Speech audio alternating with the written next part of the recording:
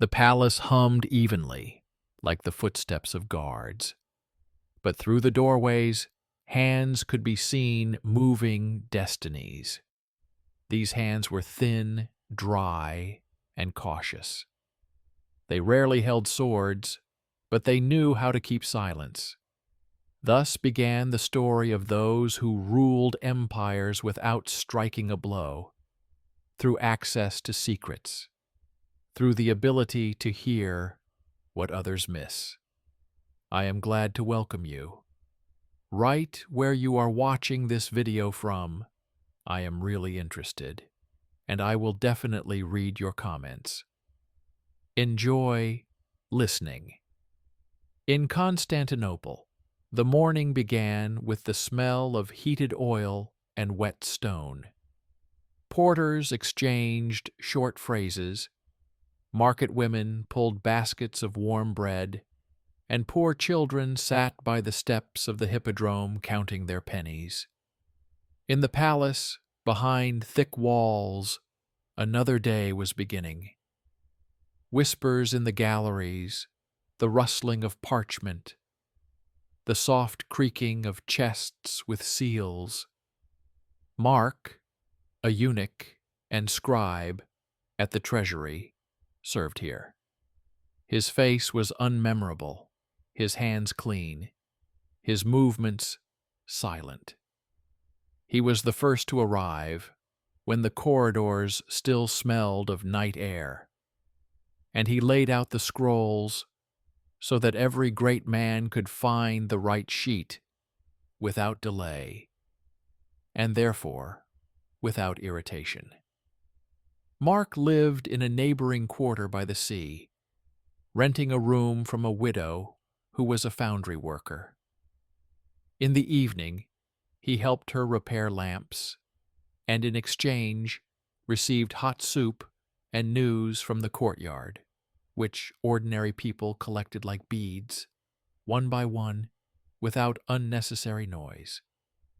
The widow showed him a fragment of an old bronze token with a seabird on it, saying that many years ago a traveler had left it as a deposit and asked her to keep it until his return.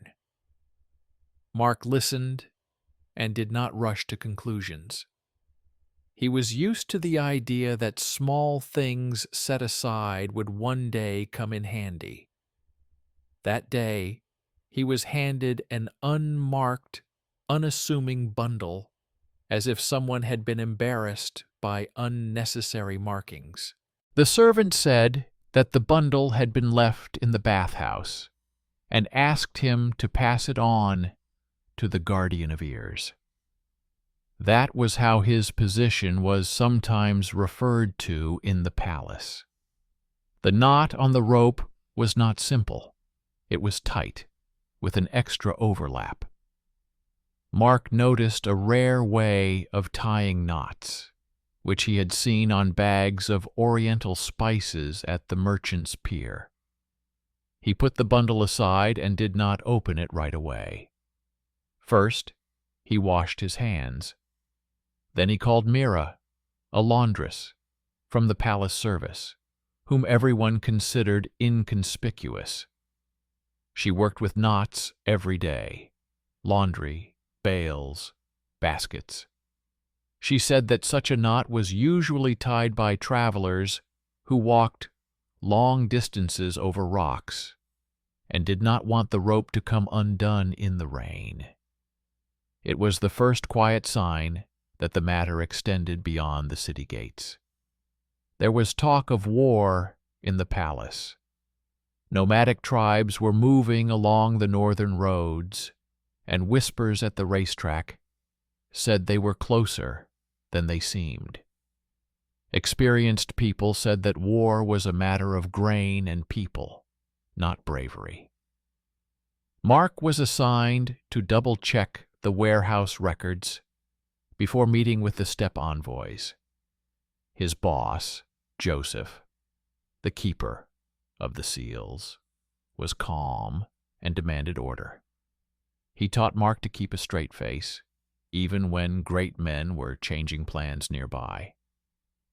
When Mark finally opened the bundle, he saw not jewelry or gold, but three things: a small jar of fine white dust in a clay case, a crumpled list of payments to the guards, and half of a bronze token with the same bird that lay with the widow.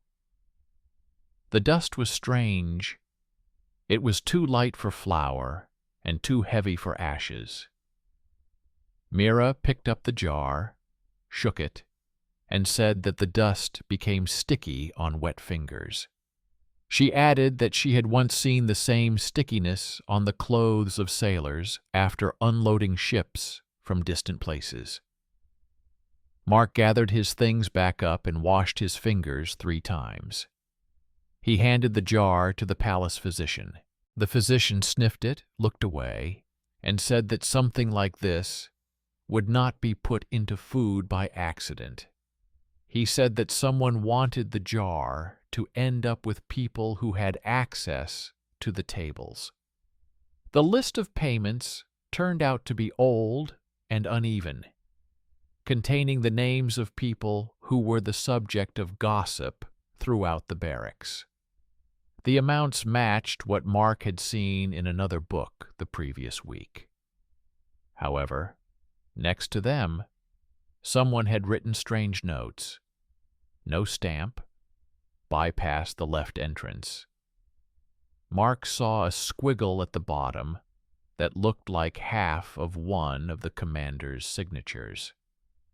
His name was Lev. He had recently returned from the northern border and looked down on everyone as if they were pieces on a board. Half the city loved him for his victories. Half the city feared him for his harshness. Mark placed the bronze piece he had found next to the widow's token. They matched at the edge. The bird on them became whole. The widow cried dry tears and told him that many years ago, a man in traveling clothes had come to her and said that he needed to hide some of his belongings in case people came after him. He said he would return for the token when it was safe, and that he had a daughter he wanted to take from the city orphanage. He never returned. Mark made no promises to the widow, but accepted it as fact. Someone had tied together an old debt, a fresh jar of dangerous dust, and the name of a military commander. 2 days later, a caravan barge entered the port. On it was Yusuf, a Syrian merchant with a quiet manner of speaking. He transported salt and oil, sometimes sailing under foreign flags to avoid paying extra. He was banked through his sister in the artisans' quarter. Yusuf knew how to open doors not with a crowbar, but with a coin. He once helped out the palace warehouse when the carts with wheat were delayed. Mark saw how he changed the delivery route with a single decision, and the sacks were brought to the city before the rain. In conversations about the rich, he was not trusted, a stranger with a foreign accent.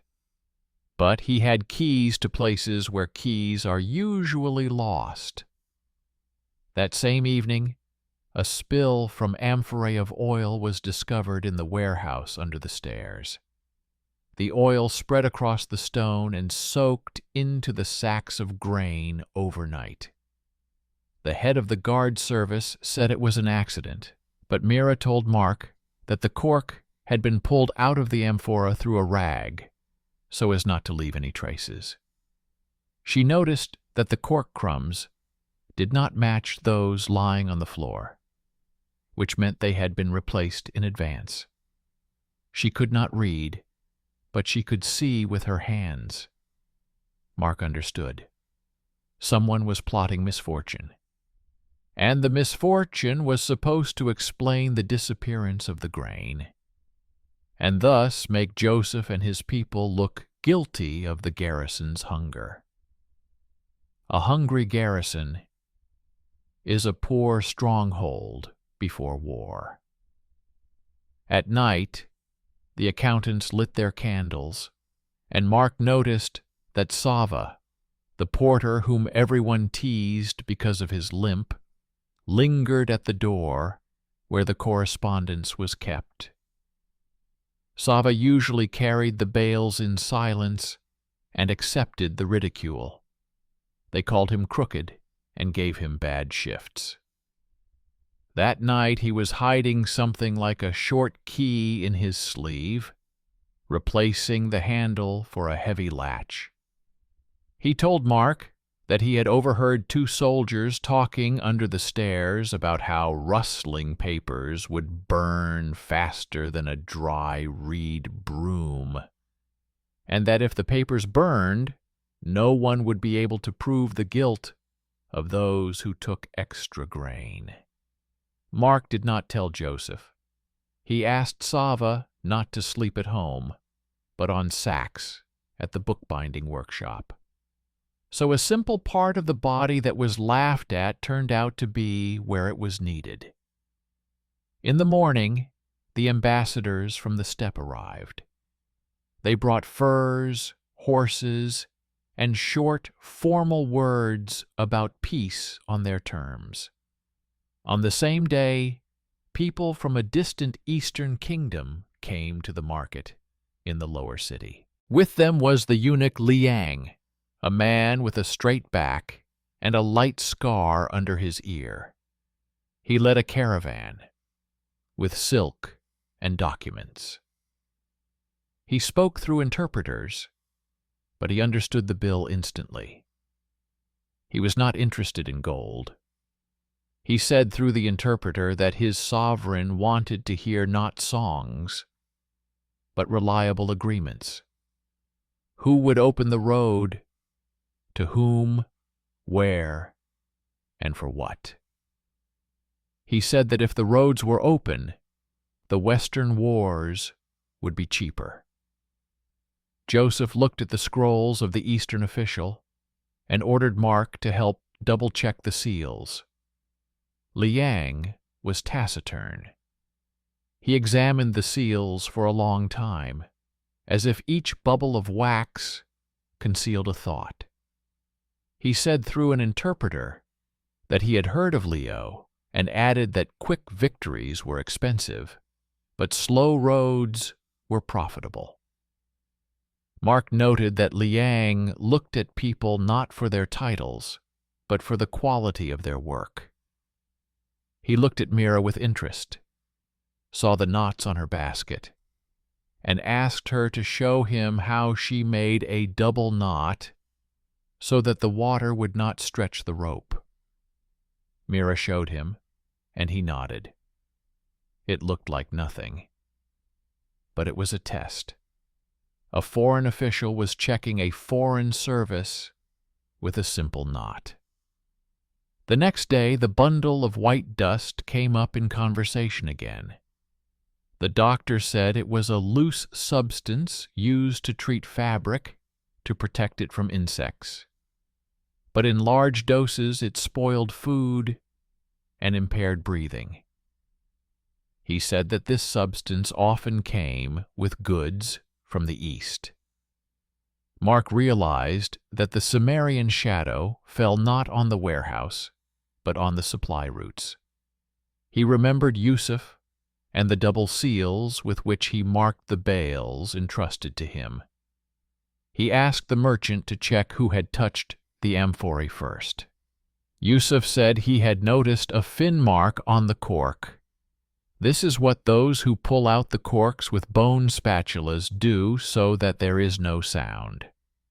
He added that people from Leo's squad are usually hired for such work. It was not a direct accusation.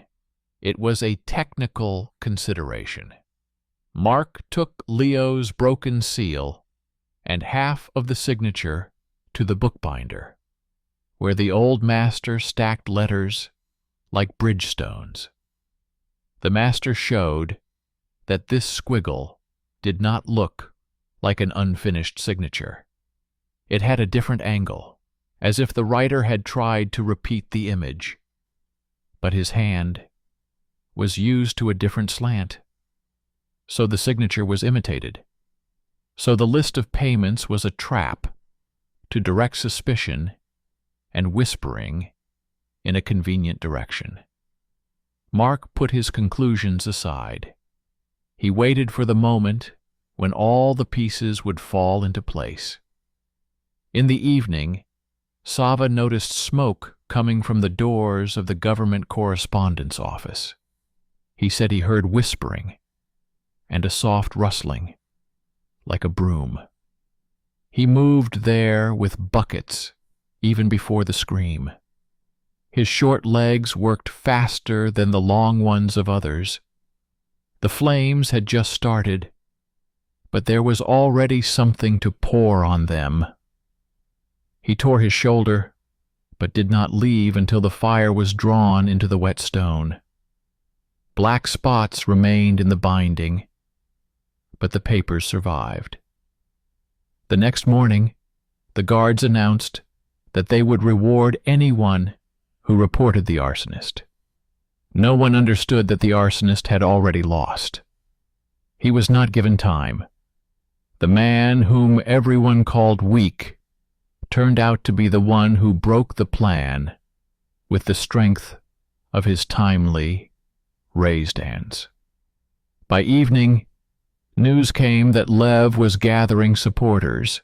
He explained that the palace economy had failed, that the grain in the port had been spoiled, and that the eunuchs should be stripped of control over the supplies. He spoke loudly, and the rumor spread quickly. The next day, it became noisier at the palace stairs. Joseph ordered the inner doors to be reinforced and not to panic. He asked for silence, but inside him, anxiety settled like frost. An empty warehouse.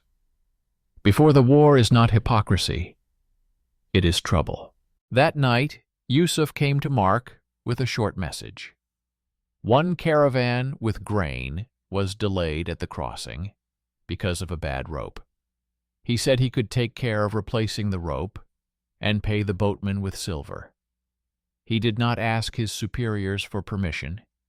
He offered a solution and took on the expense.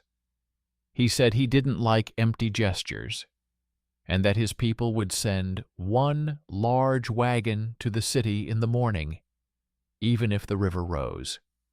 He acted as if his home was in that city. It was an outside intervention, but a calculated one. The next morning, the wagon arrived. That was enough to keep the garrison calm until nightfall. And night sometimes decides the outcome of 3 months. Meanwhile, Liang, with his Eastern scrolls, waited for a response to his road project. He proposed that the old mountain passes be exempt from tolls for people with his seals. In exchange, he promised to ensure that the steppe dwellers kept their horses at a distance and sold meat at a fixed price. He did not persuade. He laid out a plan that suited those who counted. Joseph understood that such a plan weakened Leo, because the road is more desirable than the sword. But Joseph did not like empty alliances. He sought proof that Liang would not deceive him. Mira, having accidentally come across one of the oriental cords with a seal, showed Mark that the knot on it was not even, but had an extra loop, to which a small insert was usually attached. She said that this was done when they wanted to hide a small mark inside the knot. Mark found a tiny hair at the bottom of the wax. The hair was lighter than that of people from our part of the world. It was a strange sign that seemed insignificant until Liang entered and saw Mira twisting the cord. He nodded and said through an interpreter that in their country there was a custom of leaving a small mark on the seal, visible only to those in the know, to identify the original. He added that few people outside his court knew about it. Mark realized that Mira, whom everyone considered just a laundress, had noticed what the diplomat needed. Her skill with knots turned out to be the key to the seal. From that moment on, Liang began to pay closer attention to Mark's words, and to Mark's people, too. On the third day, a messenger arrived from the northern road. He delivered a scroll with a rough mark from Leo. It said that the border was tense and that it would be best to quickly move the court out of the city. It was strange. How did Leo know about the internal reserves if they were guarded? The scroll smelled of smoke. At the edge where the signature was, there was a scratch, just like on the previous payment list. The master bookbinder said that this scratch was left by a pen with a damaged tip. One of the scribes in Leo's squad, who often cuts the reed incorrectly, likes such pens. A trifle gave a clue. Mark gathered all the small facts: the knot on the scroll, the jar of powder, the rotten cork, the crumbs of someone else's pen, the other half of the signature, the matching bronze token, Mira's ability to catch marks, Sava's quick hands, Yusuf's van, and Lion's calmness. He saw the picture. Someone wanted to spoil the grain, burn the correspondence, accuse the eunuchs, intimidate the court, force the negotiations with the Easterners and the steppe ambassadors to break down, and then offer salvation with a heavy hand. It was a plan where the sword came before words. But the plan was thwarted by people whom no one considered heroes: a laundress, a porter, a merchant, a scribe. At night, Mark brought Joseph a bronze token. Joseph held it in his palm for a long time. Then he told how many years ago, when he was still young, his detachment came under a hail of arrows at a crossing. They pulled a comrade into the boat, whose wife and baby were left in the guardhouse. The comrade asked him to give the token to the family he had not had time to pick up. Joseph took half of the token to the woman and kept the other half for himself, so that one day he could find out if the child was alive. He repeated that the child might have grown up far away and long ago, or might even have died. Joseph was not prone to emotion, and this confession did not come easily to him. Mark listened and understood. An old debt does not disappear. It lies in a box and waits for the day. The next morning, Lev arrived at the meeting room before anyone else. He brought a scroll proposing that the grain reserves be placed under military control until the tension on the border subsided. He added that without this, the city would face starvation. He also said that he had heard about the sale of silk without a decree, and that the eunuchs had dishonored the court with their trade. His speech was polished. At the right moment, Liang entered the hall and placed his scroll with seals on the table. He said through an interpreter that his scroll contained the numbers of the crossings and the composition of the caravans, and that each number was supported by a seal with a protective mark. He asked the seal inspector from the court to confirm that the marks were genuine.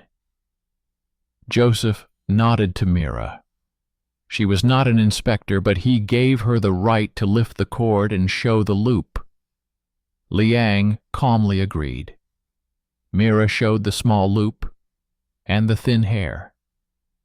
Everyone saw that the Eastern marks were genuine. Lev smiled, but did not argue. He understood that the Eastern scrolls could no longer be called forgeries. After the break, Yusuf entered with a list of caravans that would arrive in the city within 2 weeks if the mountain trails were opened. He said he would take the risk of supplying them if Lion's scroll was signed. He reminded them that his people had already saved the warehouse once. He did not ask for a reward. He asked for a rule. His intervention became a decisive argument for those who were used to counting in bags and days. Before signing, a guardsman approached the table and whispered to Mark that a boy with a small knife and a roll of paper had been detained at the north gate. The roll had a broken pattern of Leo's signature on it. The boy said he had been told to put the scroll at the door of the treasury. He said he had been promised a couple of silver coins if he didn't ask any questions. Mark asked that the boy be taken not to the guardhouse, but to the bookbinder's. There, the old master said that the scroll was empty and that the signature was made by the same hand as the arson note. So, the corridors were filled with empty threats to heighten the impression. Mark brought the empty scroll to Joseph and placed it next to Leo's request to check the supplies. Next to it lay the 2 halves of a bronze token. Joseph asked for Lion to be summoned. He came and saw the bronze bird. He touched it as if it were a familiar object. He said through an interpreter that such a token was called a sign of a long journey in their lands, and that a man who had once rescued a little boy from a fire at a crossing on a trade route far to the east had had a similar token. Liang took a thin thread from around his neck. Hanging from it was a tiny plate, not half, but the trace of half, like an old scar on a stone. He said he kept it as a reminder of a life saved. Joseph realized that the rescued child from a long-ago raid had grown up and entered the hall as an envoy of the Great Court. They were connected not by words or position, but by an old deed. This did not make them blood relatives, but it did make them connected by action. Their hidden kinship was not physical, but through an old debt, and it was stronger than any oath. Now for the signature. Liang declared that he would sign the scroll of freedom of the roads if the city confirmed the honest account of its reserves and removed the army's hands from the grain. He said that then the steppe would see an opportunity for trade and pull its horses away from the wall so as not to burn what it would be profitable to pass through later. He added that war without profit was a bad game. Joseph nodded. He turned to Mark. Mark said that the accountants would confirm the numbers and the seals would be kept in 2 places, at the treasury and at the eastern courtyard, with the threads on the seals shifted by 1 turn so that any tampering could be detected by the tension. This was Mira's idea, and Liang appreciated it. When the moment came to make a decision, Lev submitted his scroll demanding control. He hoped that the noise and fear would push the rulers toward his option. But Sava came to the table with his shoulder bandaged. He put the burnt splinter on the table and said that he had seen two men in cloaks trying to set fire to the papers. He said that he had been standing there at the scribe's request. He showed a burnt rope with a rare knot, the kind made by a man accustomed to military saddles. Lev's horsemen were accustomed to tightening their belts this way so they wouldn't squeak at night. Mira confirmed this.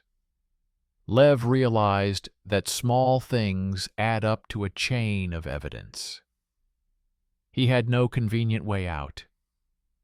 Joseph suggested that Lev step down from managing the supplies and promise not to interfere with the grain harvest until it was complete.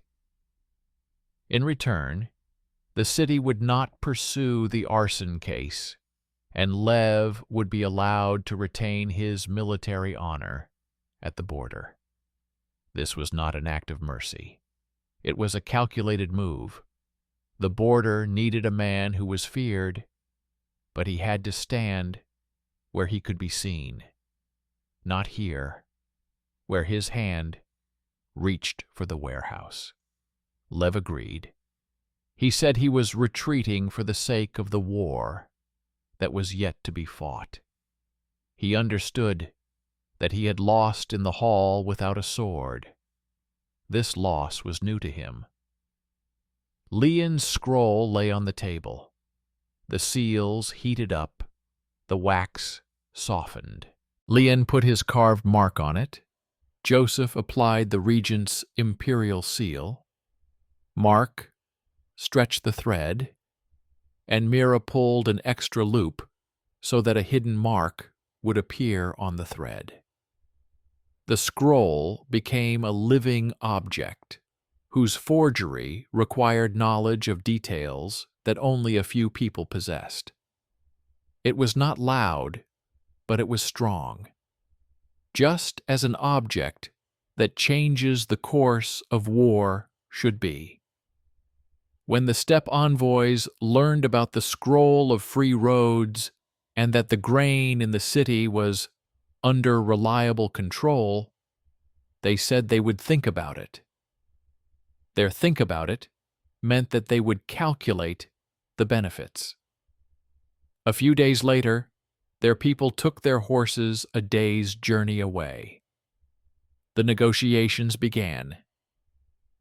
Yusuf opened his warehouses, and his wagons set off along the new route. The garrison received its grain. Instead of swearing, the markets were filled with arguments about prices. Below, the city bustled with its usual noise, where poor people remained poor, but felt that they would survive the coming year without fires on their roofs. The world did not become gentler. It became more manageable. It's the same thing for those who keep score. Mark continued to go to the treasury in the mornings. The widow foundry worker stopped waiting for the stranger and simply kept the bronze bird on the shelf, as a memento of a man whose kindness returned not through blood, but through action. Joseph began to linger more often in the bindery and listen to the master, as if paper could protect better than a shield. Liang left for the east, taking with him a scroll with double seals. He took one more thing with him: the certainty that there were people in this city who knew how to hear the whisper of facts. But duty was calling. Lev had not forgotten his defeat. He began to gather the people he considered his own to the border. He did not try to burn the courtyards again. He realized there were too many eyes there. He chose a path where the sword still carried more weight. He decided to disrupt the trade route in the mountains to strike at the power of attorney that had been so proudly signed without him. He sent a small group and told them that their task was not to fight, but to instill fear. He said that the road must appear unreliable. From the conversations of his men, words crept out about imaginary robbers sewn from soldiers' cloaks. It was a crude trick, an improvisation on an old theme, to strike the new bridge not with an axe, but with rumor. Mira was the first to notice something strange. In the laundry, she found a cloak with knots that only the horsemen of Leo's squad would make. The cloak was stained with mountain clay, and the sleeves had been hemmed by another hand, hastily and carelessly. She showed it to Mark. He asked the bookbinder how quickly he could prepare a list of those who had access to Leo's brigade's cloaks. The bookbinder took out cards with the names of fabric suppliers. The list included a man who had previously been noted in the register of strange bonuses. His shop was located in a dead end, where inspectors did not like to go. Through this man, cloaks were exchanged for silver and information for drunken conversation. Yusuf offered a simple solution. He said he would conduct a trial caravan with silk under night guard and without loud lanterns, but would put his own mark on the knots, a mark invisible to the eye inside the fibers.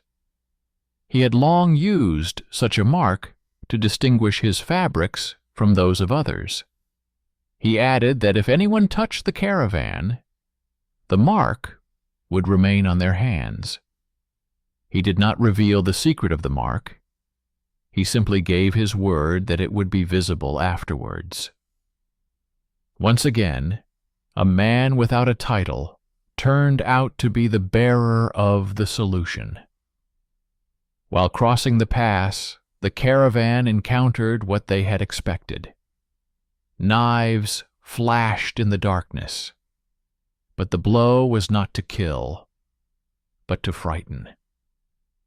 The attackers cut open 2 sacks, left hoof prints, and left. The next morning, the guards found a scrap of fabric and a piece of rope with a knot that the caravan drivers had not tied. Yusuf twirled the rope in his hands and said that the knot was crushing the fibers in the wrong place, and that this was done by those who often tightened their saddle straps on short marches. Lev's men were in a hurry. 2 days later, light-colored dust appeared on the palms of one of the soldiers detained in the city. Yusuf said that this was his mark, hidden in the threads. He did not explain how it worked. He just showed it. The soldier denied it for a long time, then said that he had helped an acquaintance cut open the bags that night. He named the name from the shop in the cul-de-sac. It wasn't a street fight. It was an investigation of small details. Mark brought Joseph a record of the cloaks.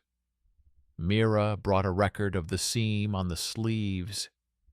Yusuf brought a record of the mark in the fiber. The bookbinder brought a record of old bonuses, and Liang, in a letter with a seal, brought a record of the willingness to temporarily reduce the duty on eastern crossings if the city confirmed the cleanliness of the road. Lev realized that his attempt to undermine trust had failed. He was good in the open, but lost where calculation and patience were needed. He had two choices, either to rebel outright or to stay within the rules. He chose the latter. Just as people sometimes choose the shadows when they see that the light has turned to the other side. Meanwhile, another line of action was developing in the city, seemingly far removed from the wars. A widow, who was a foundry worker, knocked on the door of the treasury and handed Joseph a small wooden box. Inside was a thin sheet of paper with lines written on it many years ago. The paper was dry, but the letters were still legible. It was a letter from the very traveler who had left the bronze token. He wrote that he was leaving for the East, and that his debt to this city would one day be repaid through people who did not know each other.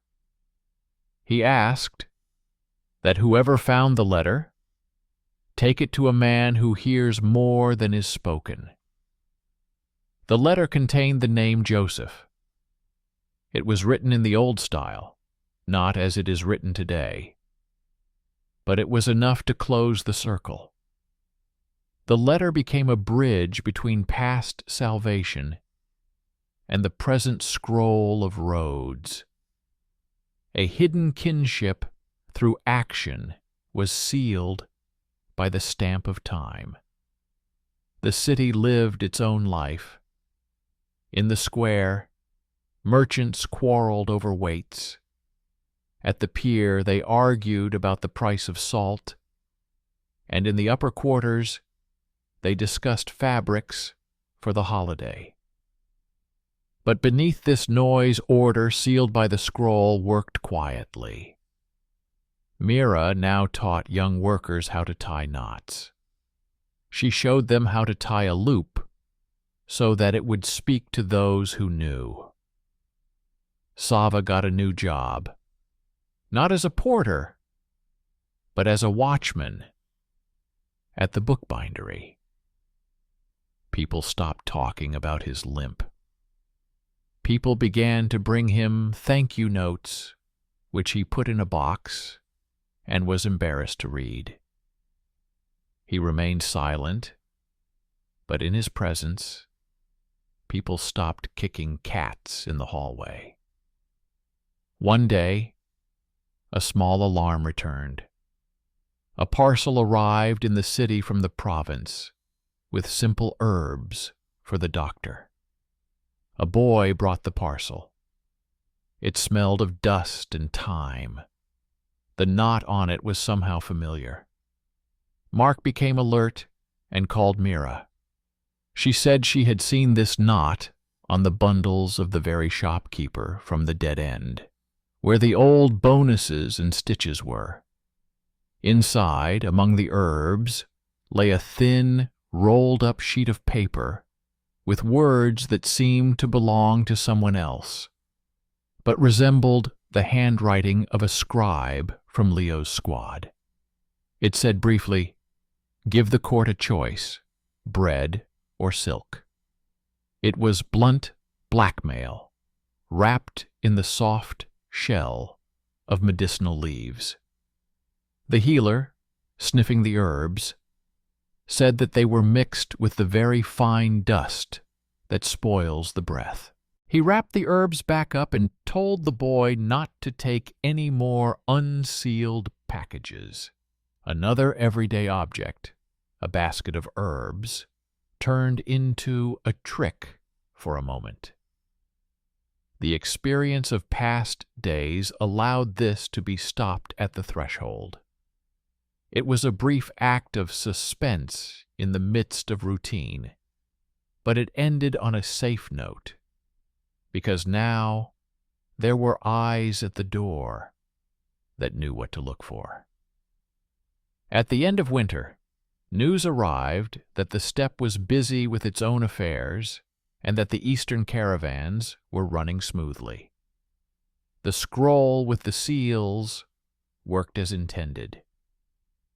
Yusuf expanded his warehouses. Liang sent a letter.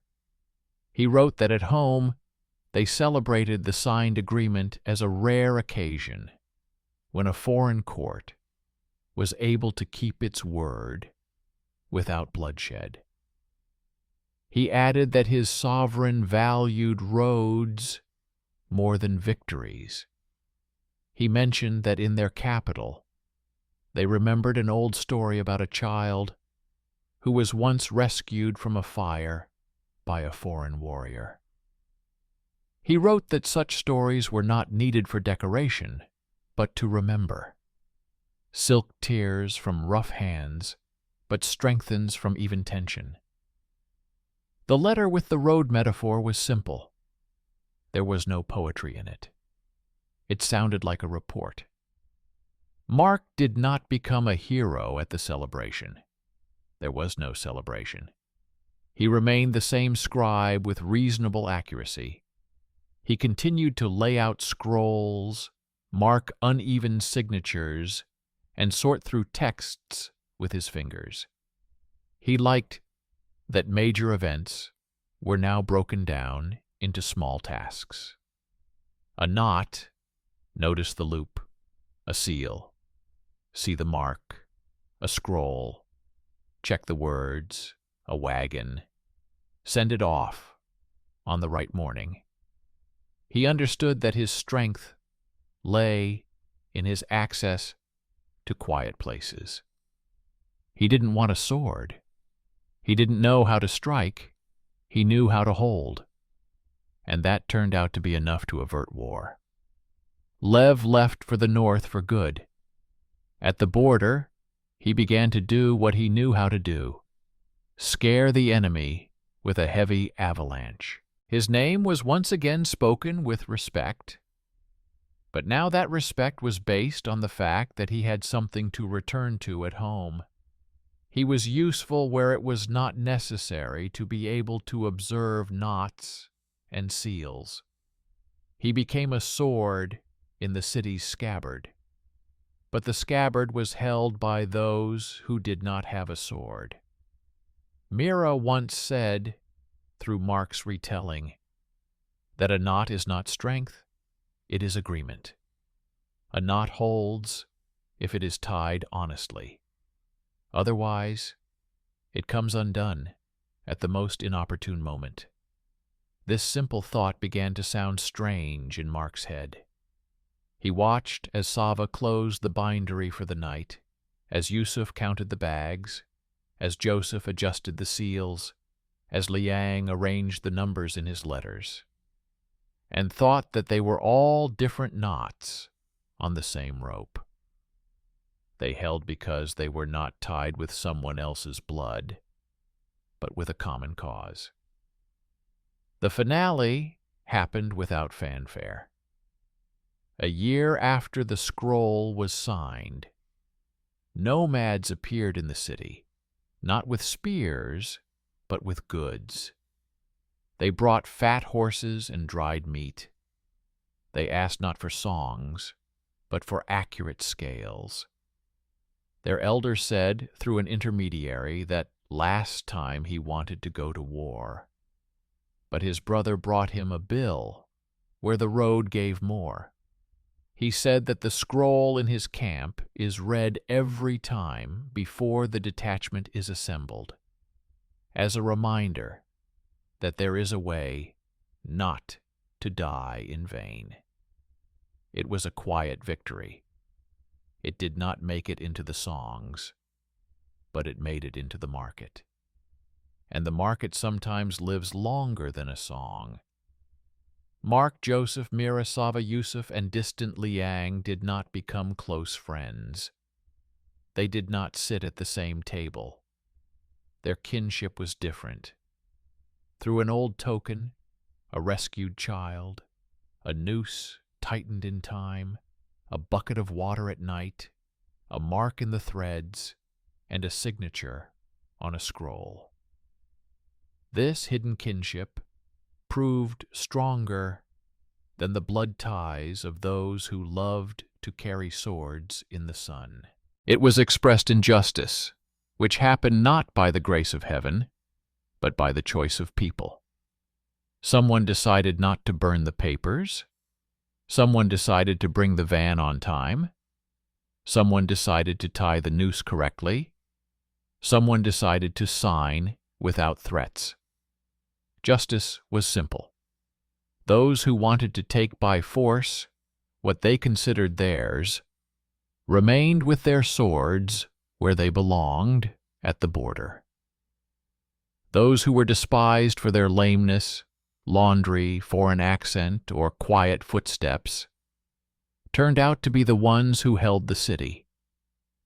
And when another boy at the market asked the seller who these people without swords were, the seller said, through a retelling, that they were people of knots and seals, and that they knew how to wage war without even approaching the walls.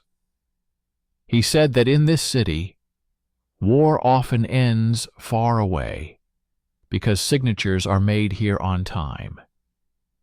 And he showed the child the thin thread that holds the seal. The child nodded, though he still didn't understand much. But one day he too would understand that the thread holds not because it is strong, but because it has been entrusted with the right knot. That's how the story ended. It didn't promise an easy life. It showed the way to power without a sword, through secrets, diplomacy, and precision. And one signed scroll changed the course of the war, not by itself, but because behind it was the work of people who were not visible in the processions.